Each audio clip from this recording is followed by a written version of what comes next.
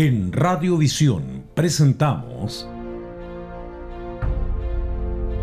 Conversando con la Historia. Los hechos que han marcado nuestra identidad.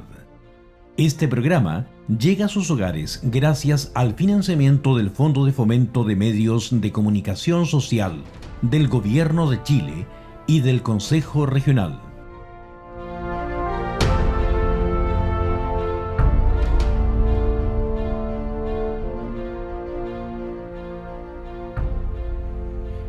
Conversando con la Historia.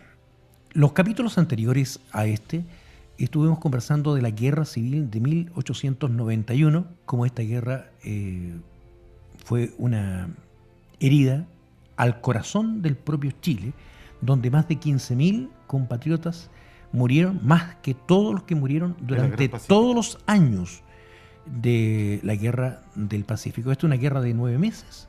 Sí, más o menos, 9 sí, meses. 8 meses, claro. Sí. Y la otra de 5 años. 5 años. ¿Cómo llegamos a esto? Ya lo hemos analizado. Iquique se da cuenta tarde de que eligió mal. Eligió mal el bando. Sí, de que apoyó a la oligarquía en vez de haber apoyado al presidente que tenía una visión un poquitito más amplia de lo que se podía hacer con la riqueza salitrera. Mira, hay una y es ahí donde surge ¿sí? un hecho que te quería hacer mención. Tú que te gustaba recorrer la Pampa, quizás alguna vez viste estos cuadros famosos que mostraban la alegoría de Balmaceda por su suicidio. Porque Balmaceda se suicida en la alegación argentina el 19 de septiembre, en las primeras horas de la madrugada del 19 de septiembre. Es decir, una vez que termina su mandato, se pega un pistoletazo. Y surgen estos cuadros evocadores de esta alegoría a la muerte de Balmaceda, y que a mí me correspondió ver cuando yo venía de visita aquí, que las primeras veces todavía veía en casas de antiguos pampinos este cuadro en que se glorificaba la figura de Balmaceda, arrepintiéndose de lo que había hecho Iquique al apoyar a la oligarquía. Parece que tarde se dieron cuenta, ¿no? Correcto, porque van a ver que esta oligarquía es la que los va a mandar matar en 1907, es la que no va a hacer nada. Por ejemplo, Iván, cuando se cierra la salitrera, aunque esto ya está un poquitito después del término del régimen oligárquico, pero los oligarcas seguían. En 1929-30 es lo que hablamos de la crisis. Las oficinas cierran, los obreros bajan a Iquique, son dejados en la calle, ahí al frente de lo que es el Estadio Cabancha, la península Cabancha, donde se organizaron ollas comunes por parte del ejército y de la iglesia. Y después son mandados por el Longino a Santiago, donde son dejados en un potrero ubicado a unos 2 kilómetros y medio del centro de Santiago, una legua española, y que se les dice: quédense aquí que les vamos a ver cómo les mejoramos el asunto casa, cómo les damos trabajo, cuestión que evidentemente no iba a pasar. Y este cuerpo obrero ya sabía que no podía protestar de otra manera porque sabía cómo iba a ser reprimido a punta de balazo. Por lo tanto, ellos tomaban a sus mujeres, sus hijos, iban caminando toda esta legua española todos los días hacia la moneda y giraban en torno a la moneda silenciosamente hasta volver a sus potreros. Hasta que se cansaron, se empoderaron, hicieron las cosas a su manera, construyeron sus propias casas, diagramaron sus propias calles, diagramaron sus propias escuelas. Y en honor a ese esfuerzo, a ese tesón, a ese sector, se le llamó la legua. Este es el origen de la legua. Así es. Origen pampino. Sí. Bueno, hay muchas historias que se tejen también de los que fueron embarcados, si fueron enganchados, diríamos, fueron desenganchados, fueron llevados de vuelta a sus lugares de origen. Muchas familias en Valparaíso llegaron para ese tiempo. Yo recuerdo la historia de mi abuelo que me cuenta que justamente llegó con su madre a Valparaíso, y a los 5 años él fue él mismo como joven pampino, como niño pampino, fue a inscribirse a la escuela número 1 de Valparaíso, hablando con el director para que lo inscribiera porque quería ir al colegio. Cosas valientes los chiquillos. Tenían otra forma, el desierto los endurecía de alguna manera. El hecho es que Chile rompe con el régimen oligárquico. Nosotros vamos a saber eso después de la Constitución de 1925. Las leyes sociales que habían empezado a ser dictadas a partir de 1912, por ejemplo, la primera de ellas, la ley de la silla, recién van a empezar a ser aplicadas, promulgadas a partir del año 1925. Se produce toda esta sucesión de golpes de Estado entre Alessandri y Carlos Ibáñez del Campo, los periodos de anarquía de Grove, de Dávila, un Congreso siempre oligárquico. Sí, y el Congreso Termal, pues, no vamos a olvidar de eso. Se llama Congreso Termal porque es para evitar todos estos movimientos que generaban desestabilidad al país. Al general Egaña se le ocurre la más brillante idea de que cada partido presente tantos candidatos como cupos hay en cada circunscripción. Es decir, pónganse de acuerdo. Si aquí, por ejemplo, en Iquique habían dos candidaturas para, o sea, dos cupos para diputados, un partido presentaba una y el otro partido presentaba otra. Por lo tanto, no había elección de acuerdo a la Constitución. Y se le puso nombre y apellido a cada uno de estos candidatos. Eso se le llama el Congreso Termal. Porque todo esto fue en las termas de Curacaví. Perdón, de Colina. Y ahí donde... Todo arregladito. Sí, bien amañado entre cuatro. Muy amañado. La cosa es que esa es la democracia que nosotros construimos, financiados por esta oligarquía a la cual nosotros le entregamos la riqueza al salitre, porque nosotros fuimos a pelear esa guerra. Mira, una cosa que me llama la atención, en mi juventud en Valparaíso, me tocó pasear por lo que se llama el barrio Puerto, lo que era el puerto antiguo. Y muchas de estas casonas abandonadas eran casonas palacetes, comillas, ¿sí? Eran casas muy hermosas, grandes, gigantescas, mármol, mucho de Oregón, en base también a la arquitectura y al clima de la zona central.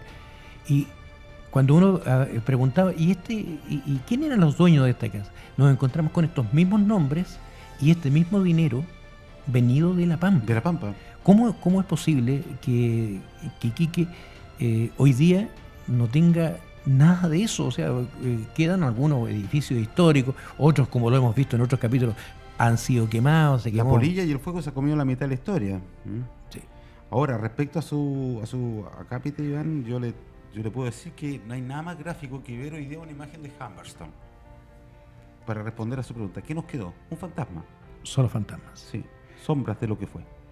Ahora, ¿aprendimos algo sobre el valor de la democracia representativa? ¿Aprendimos algo? No, porque, por ejemplo, Salvador Allende, que usted podrá decirlo, el presidente popular, líder de la Unidad Popular, no fue tan líder de la Unidad Popular. El hecho es que no iba a ser candidato.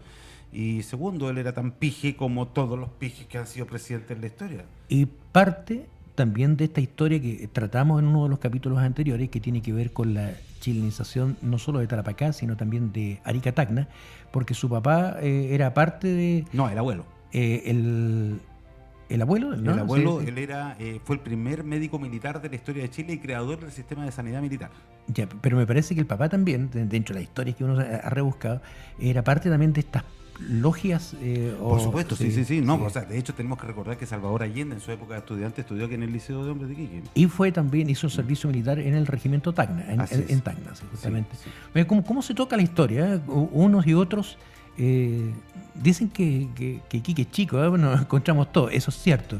Pero al final el país es chico. Porque... Pero usted puede, se puede entender, por ejemplo, voy a hablar solamente del Iquique chileno.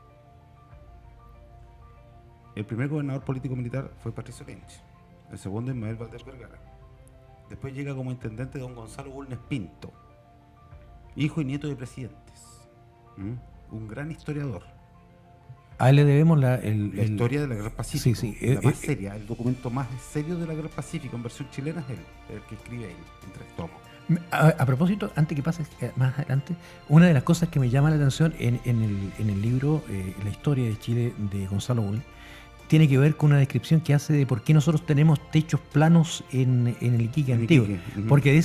Porque la costumbre peruana era arrojar todas las basuras al techo para que vengan los jotes se llevaran la comida. Los gallinazos. Y me hace pensar, todavía tiramos todas las basuras al techo, ¿no? Creo que le comenté en el programa que dedicamos a los incendios lo que me encontré una vez en el techo, ¿no? El empenaje de un avión. Y no una avioneta, de un avión. ¿Cómo llegó ahí? ¿Cómo llega al techo? Claro. Bueno, a ver, otros gobernadores que tuvieron Iquique, el gran novelista Blejana. Alberto. No, Guillermo, el hermano. Guillermo Blejana. Que también fue un gran novelista, Guillermo. No a la altura quizás de su hermano Alberto, el autor de Martín Rivas y El Locostero. Pero Guillermo también fue no solamente novelista, diplomático chileno. Senadores por Tarapacá, Ramón Barros Luco, Gabriel González Videla, Salvador Allende Gossens. Trabajó como director del diario El Tarapacá, Eduardo Frei Montalva, y perdió la elección como diputado, pero el que la ganó fue Radomiro Tomic. Llegó como capitán, se fue como mayor, después llegó como general, Augusto Pinochet Ugarte. Carlos Ibáñez como jefe de la policía, Arturo Alessandri como senador, José María Caro como vicario apostólico, después como obispo. Hay una historia cortita con esa, alcanzamos un par de minutos. Sí. Esa de la batalla... Eso yo lo trataría en un capítulo. Pero evocémoslo para alimentar... Un especial, porque sí, dentro de todas las particularidades que hacen único Iquique, está el hecho de ser que es la única ciudad que ha tenido luchas religiosas en la historia de Chile. Luchas religiosas, en donde se enfrentaron el ateísmo de los comunistas encabezado por Luis Emilio Recabarren, el gnosticismo de la masonería, con el catolicismo exacerbado de José María Caro y su secretario Emilio Tagle, que va a llegar a ser el arzobispo de Valparaíso. Emilio Tagle Covarrubias. ¿Sí? Y que incluso va a llegar a decir el obispo Caro, entonces, a Iquique le hace falta una persecucioncita. Y lo escribe en un libro que se llama Descorriendo el Velo. Bueno, para 1913 en Iquique llega invitada a una conferencista muy famosa en el mundo latinoamericano hispano, Belén de Zárraga, que viene a hablar sobre los derechos de la mujer y viene a hablar sobre el anticlericalismo. Y viene invitada por las logias masónicas de Iquique. El obispo Caro inventa una procesión por San Esteban, porque coincidía con el día de San Esteban la conferencia esta española. Pero procesión que no se hacía. No existía nunca. Y se produce una primera bataola afuera del Club de la República, ubicado en Aníbal Pinto con Bulnes. La masonería con los católicos se enfrentan a piedrazo y son separados por la policía encabezada a caballo por Carlos Ibáñez.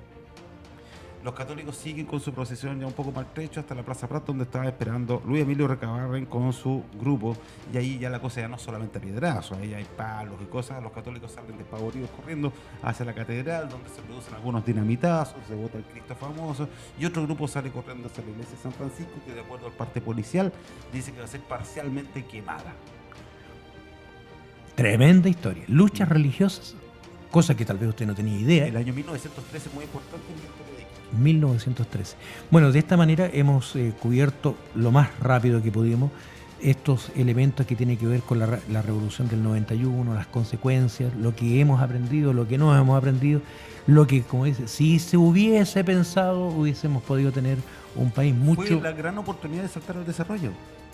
Antes que muchos. ¿Sí? Fue la gran oportunidad. Y hemos tenido otras oportunidades después, una o dos, y las hemos desaprovechado también. Está en nuestra esencia. Y habitualmente es la misma causa. Es la misma cosa. La voracidad de unos pocos. No hay que en esto confundir a todo el empresariado, porque hay gran parte del empresariado chileno que genera conocimiento y genera riqueza para todos. Gran parte. Pero hay un pequeño grupito que ensucia la acción empresarial.